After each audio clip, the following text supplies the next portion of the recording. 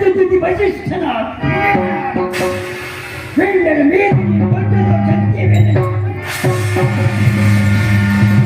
கொண்டதோ எண்ணத்தோடு அவன் சபை வந்த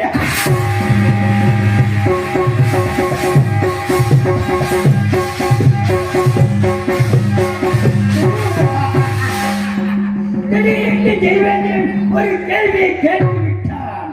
பூலோகத்தில் மாநிலையாக பிறந்தவர்கள் பொய் சொல்லாதவன் தன் நாயகத்தை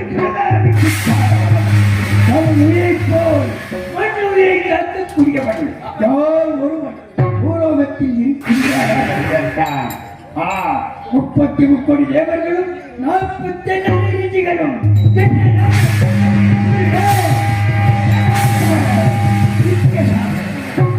யாவர் கூடிய சபையிலே எல்லோரும் மௌனமாகத்தான் இருந்தோம்.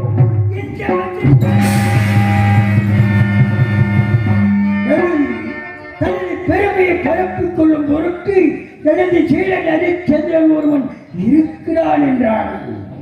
ஹரிச்சந்திரன் உத்தமன்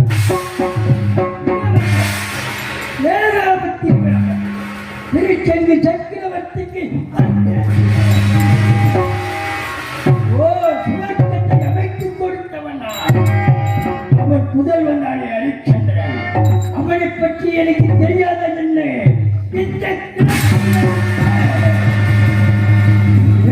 சொல்ல வேண்டும்.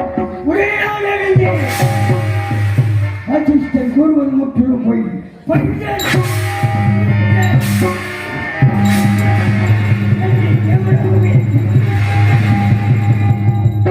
அப்போதாவது சும்மா இருந்தால் என்னோடு வாதாட வந்துவிட்டார். ஹரிச்சந்திரனை பொய்யனாக்கி விட்டார். மாட்டு வடத்தை கொண்டு மதுக்குடத்தை சோப்பன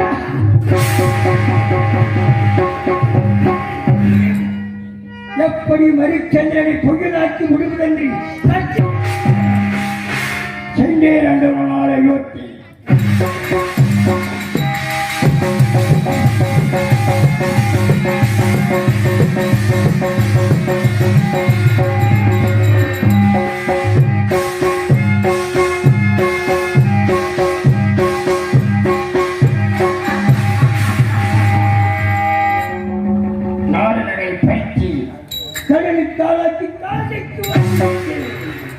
அக்கினி தேவனை அழைத்து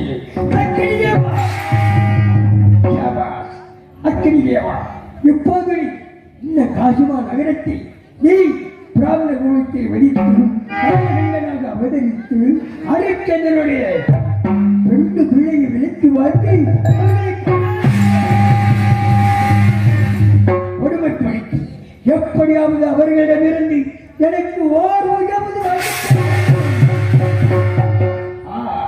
சென்று விட்டான். அக்கினி தேவன் காசிமா நகரத்தின் மறுபறை தோற்றிய வீரவாகுவையும் அவனது மனைவியையும்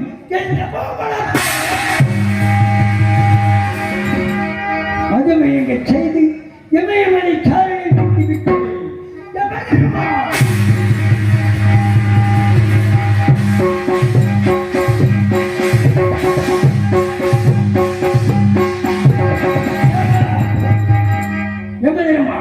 எப்போது இந்த காஞ்சி மயானத்தில் நீ வீரமாக அவதரித்து ஹரிச்சந்திரனை கரம் செய்து அவனை சுடுகாடு காக்க வைக்க வேண்டும். சென்று விட்டான் யமதர்மன்.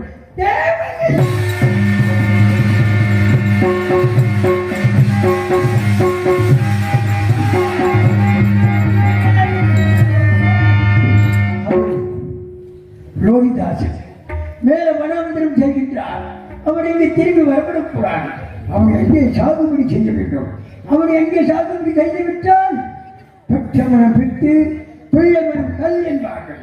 ஆகையினால் தேவர்கள் எல்லோரும் அழைத்து விட்டோம். நீ யாரை அழைப்பது?